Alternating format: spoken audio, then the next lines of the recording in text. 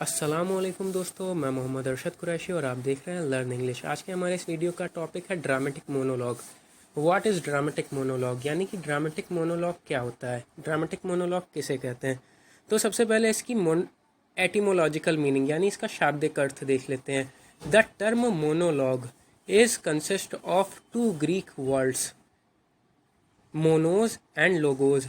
जो term monologue है वो ग्रीक के दो शब्दों से मिलकर बना हुआ है, मोनोस से और लोगोस से। इन ग्रीक भाषा में मोनोस का मतलब होता है सिंगल या अलोन, एक या अकेला से, इसका मतलब होता है ग्रीक भाषा में।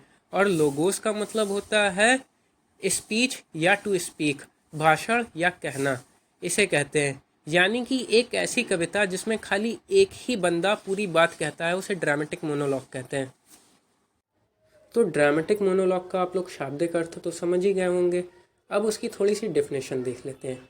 A poem which consist of the words of single character and who reveals his own nature in his speech and dramatic situation is called dramatic monologue.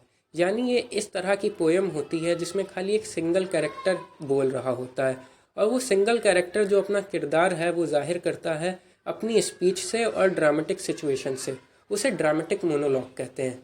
जैसे कि इसे the dramatic monologue discloses the psychology of the speaker at the significant moment. Dramatic monologue जो है उस speaker की मानसिकता भी जाहिर करता है सिग्निफिकेंट मोमेंट पर। और जो ड्रामेटिक मोनोलॉग है वो ये भी जाहिर करता है उस जगह के बारे में, टाइम के बारे में और उन घटनाओं के बारे में, उन सभी परिस्थितियों के बारे में। खाली एक ही स्पीकर बोलता है, एक ही स्पीकर हमें घटनाओं, अपने खुद के किरदार और बाकी दूसरे किरदारों के बारे में भी जानकारी देता है, उसे हम ड्रामेटिक मोनोलॉग कहते हैं। ड्रामेटिक मोनोलॉग की एक खासियत ये भी होती है कि ये ड्रामा और पोइट्री का मिक्सचर होता है। ये उस प्रकार का ड्रामा होता है जो पोएटिक फॉर्म में लिखा जाता है। अब हम हिस्ट्री देख लेते हैं ड्रामेटिक मोनोलॉग का, कि ड्रामेटिक मोनोलॉग का इतिहास क्या है। तो dramatic monologue originated in ancient Greek tragedy, यानी जो ड्रामेटिक मोनोलॉग है उसकी उत्पत्ति एंशंट ग्रीक ट्रेजेडी से हुई है।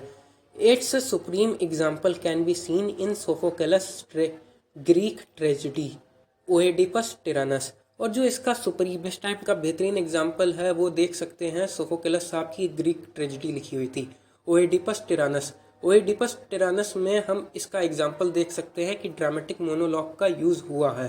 और जब ग्रीक लोग इस ड्रामेटिक मोनोलॉग को यूज़ करते थे तो वो इस ड्रामेटिक मोनोलॉग के जरिए से काफ़ी ज़्यादा इमोशंस दिखाते थे, रिएक्शन दिखाते थे ड्रामेटिक कैरेक्टर के हालातों को और उसके किरदार का बड़ी ही मार्मिकता के साथ और बड़ी ही इमोशंस के साथ चित्रण करते थे ग्रीक लोग। तो इसकी उत्पत्ति ग्रीक से हुई है, यानी यूनान से।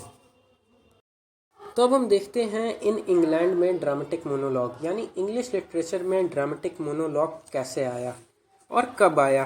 तो अब हम देखते हैं कि इंग्लिश लिटरेचर में जो ड्रामेटिक मोनोलॉग दिखाई पड़ता है वो 1575 या 1625 ईस्वी के आसपास रेनेसांस पीरियड में दिखाई पड़ता है। और इसके अलावा ये एलिजाबेथन ड्रामा में भी दिखाई पड़ता है, जाहिर होता है। विशेष तौर पर पार्टिकुलरली ट्रेजेडीज़ में ये दिखाई देता है उस दौर की। और इसका उस टाइम का सुप्रीम एग्जाम्पल हम ले सकते हैं, शेक्सपियर साहब का एक प्ले है हैमलेट। उसका जो सोलिलोक्वाइस है, जो शुरुआती जो डायलॉग शुरू होता है, शुरुआती लाइन यहीं से शुरू होती है। जो शुरुआती लाइन के उसके शब्द ये हैं, टू बी और टू नॉट बी।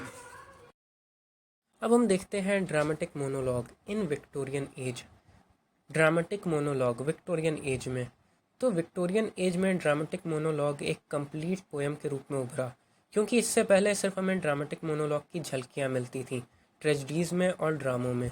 इस एज में ड्रामेटिक मोनोलॉग के एक बहुत ही फेमस और ग्रेट राइटर गुजरे हैं, रॉबर्ट ब्राउनिंग साहब। इन्होंने ड्रामेटिक मोनोलॉग्स लिखे और उसे एक पूरी कविता के रूप में प्रदर्शित किया। अब उनके रॉबर्ट ब्राउनिंग साहब के कुछ फेमस वर्क्स देख लेते हैं ड्रामेटिक मोनोलॉग के। तो उनके कुछ फेमस वर्क हैं ड्रामेटिक मोनोलॉग के, एग्जांपल्स देख लेते हैं, जैसे कि Evelyn Hope, last ride together, Andrea del सैट्रो एंड माई लास्ट डचेस। ये इनके कुछ फेमस वर्क्स हैं और बहुत ही फेमस एग्जांपल्स हैं ड्रामेटिक मोनोलॉग्स के। तो रॉबर्ट ब्राउनिंग साहब के अलावा एक और विक्टोरियन एज के राइटर हैं ड्रामेटिक मोनोलॉग के, जिनका नाम है अल्फ्रेड लॉर्ड टेनिसन साहब।